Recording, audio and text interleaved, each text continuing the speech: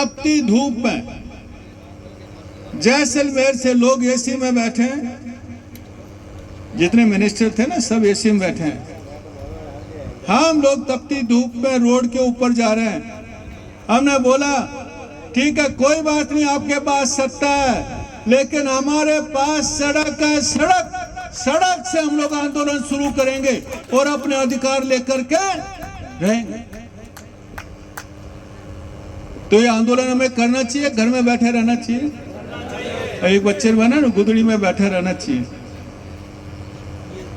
क्योंकि घर में बैठे रहेंगे तो कुछ नहीं मिलेगा। 78 साल तक हम घर में बैठे रहे, इसी आशा हम बैठे रहे कि कोई हमें देगा, कोई हमें आरक्षण देगा, कोई हमारे बच्चों को अधिकारी बनाएगा, कोई हमें सरपंच और प्रधान बनाएगा, लेकिन किसी ने बनाया नहीं। दोस्तों इतिहास पढ़ के देख लो, दूसरों के भरोसे कभी आजादी नहीं मिली है। दूसरों के भरोसे आप इतिहास में देख लो, यदि आजादी लेनी है तो खुद लेनी पड़ेगी, खुद लेनी पड़ेगी। इसलिए हम लोग खुद सारे समुदाय हम लोग रोड पे हैं कि अपनी लड़ाई खुद लड़ेंगे और खुद अधिकार लेकर के रहेंगे। अभी बिक्कू जी ने बताया सरकार क्या पॉलिटिक्स करती है ना, तोड़ने का काम करती है, भ्रम फैलाने का काम करती है, अपने कार्यकर्ताओं के माध्यम से करती है। हमने उनको बोला हुआ है आप एक तोड़ोगे हम 100 जोड़ेंगे, 100 जोड़ेंगे। इसलिए हमने अपने इस आंदोलन का विस्तार किया है। आज हमारे आंदोलन में कामगार ग्रुप भी जुड़ गया है। जो हमारे कामगार ग्रुप, हम तो डीएनटी हैं, ए वर्ग में आते हैं, दूसरा वर्ग जो दोस्त का बताया अभी, उनको भी आरक्षण नहीं मिल रहा है। कुम्हार, लुहार, अपना खाती, दर्जी, छिपा, ये जितने भी कामगार ग्रुप हैं उनको भी ओबीसी में कुछ नहीं मिल रहा है। हमने रिसर्च किया, रिसर्च करके पाया कि 92 जातियां ओबीसी में हैं, लेकिन 5 जातियां 50 से 60% हिस्सा पूरा लेकर के चले जाते हैं और बाकी जातियां बैठी हुई देखती रहती हैं। आज एसटी में भी यही हालत है, 1-2 समाज सब लोग लेके चले जाते हैं और बेचारे भील और गरासिया और सहरिया सब बैठे रह जाते हैं। एससी में भी यही हालत है, 4-5 समाज 70 से 80% लेके चला जाता है और बाकी रह जाते हैं। इसलिए ये दोस्त model D for DNT, O for वंचित ओबीसी, S फॉर वंचित SC और T फॉर वंचित ST, चारों वर्गों को मिला के उनका संगम का नाम हमने दिया है दोस्त, कि ये चारों वर्ग मिलकर लड़ेंगे, चारों वर्ग मिलकर लड़ेंगे और अपना अधिकार लेंगे। कितने दुर्भाग्य की बात है, हम लोग ये जेल भरो आंदोलन के साथ ये जागरूकता भी पैदा कर रहे हैं।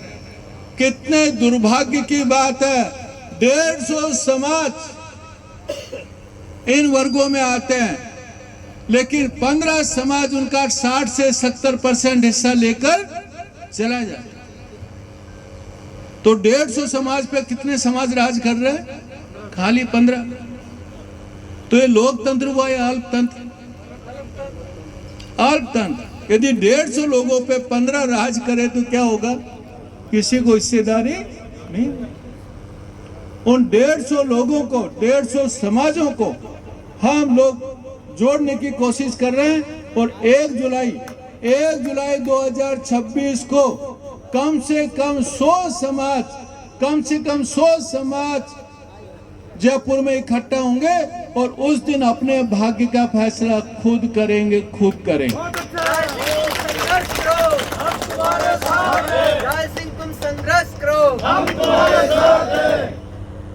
हमने पार्टियों को भी चैलेंज किया कि या तो आप हमें अलग से आरक्षण दे दो, या तो आरक्षण का उपवर्गीकरण 1 तारीख से पहले कर दो, नहीं तो पंचायत के इलेक्शन आने वाले हैं, ये निकायों के इलेक्शन आने वाले हैं। हम बीजेपी का भी बायकॉट करेंगे, क्योंकि बीजेपी ने अपना अधिकार नहीं दिया।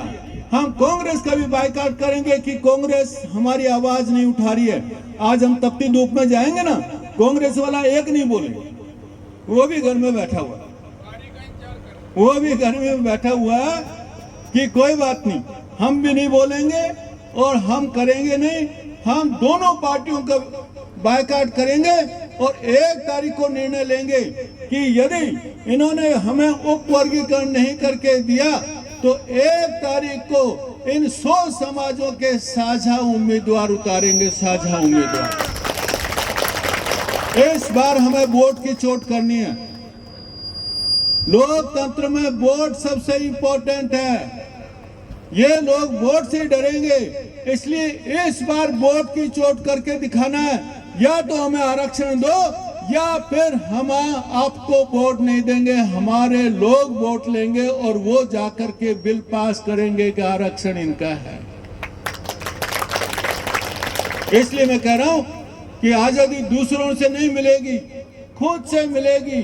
खुद के लोग विधानसभा में पहुंचेंगे और खुद के पंचायत में पहुंचेंगे, तब वो आवाज उठाएंगे और तब हमें आरक्षण मिलेगा, तब उपवर्गीकरण होगा और तब हमारे अधिकार, घर, पट्टे और जमीन मिलेगी। बात सही है कि नहीं है? खुद की आजादी खुद लेनी चाहिए, दूसरे दे के जाएंगे? हाथ उठा के बताओ मुझे। खुद लेनी पड़ेगी। उसके लिए आप तैयार हैं? अभी कई धूपें देखनी पड़ेगी, अभी तो एक ही देख रहे हैं। धूप में डरने वाले नहीं है। चलो, हमें हिम्मत है तो मेरे साथ बोलो, सरकार से डरने वाले